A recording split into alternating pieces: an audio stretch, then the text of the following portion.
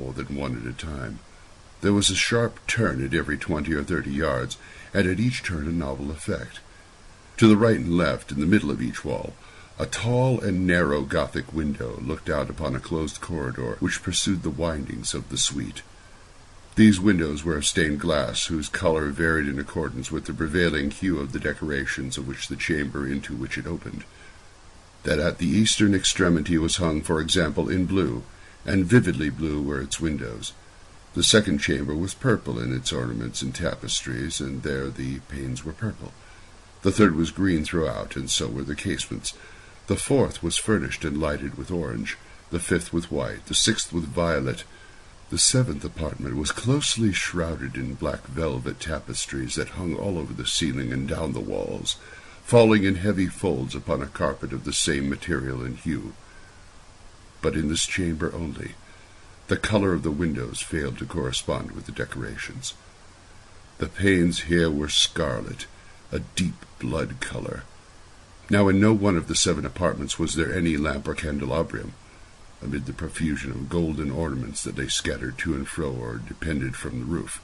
There was no light of any kind emanating from lamp or candle within the suite of chambers. But in the corridors that followed the suite there stood, opposite to each window, a heavy tripod bearing a brazier of fire that projected its rays through the tinted glass and so glaringly illuminated the room, and thus were produced a multitude of gaudy and fantastic appearances. But in the western or black chamber the effect of the firelight that streamed upon the dark hangings through the blood-tinted panes was ghastly in the extreme, and produced so wild a look upon the countenances of those who entered, that there were few of the company bold enough to set foot within its precincts at all. It was in this apartment also that there stood against the western wall a gigantic clock of ebony.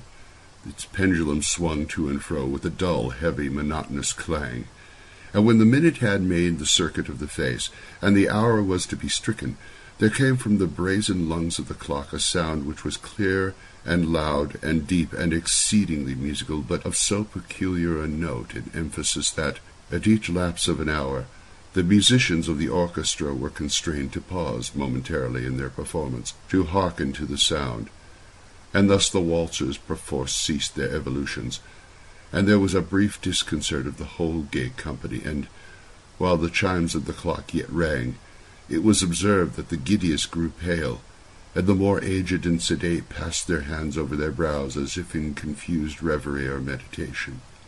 But when the echoes had fully ceased, a light laughter at once pervaded the assembly. The musicians looked at each other and smiled as if at their own nervousness and folly, and made whispering vows each to the other that the next chiming of the clock should produce in them no similar emotion. And then, after the lapse of 60 minutes, which embraced 3,600 seconds of the time that flies, there came yet another chiming of the clock, and then, with the same disconcert and tremulousness and meditation as before. But in spite of these things, it was a gay and magnificent revel. The tastes of the Duke were peculiar. He had a fine eye for colors and effects. He disregarded the decor of mere fashion.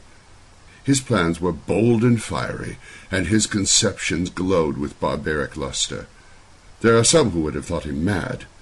His followers felt that he was not. It was necessary to hear and see and touch him to be sure that he was not. He had directed in great part the movable embellishments of the 7 chambers upon occasion of this great fete, and it was his own guiding taste which had given character to the masqueraders. Be sure they were grotesque.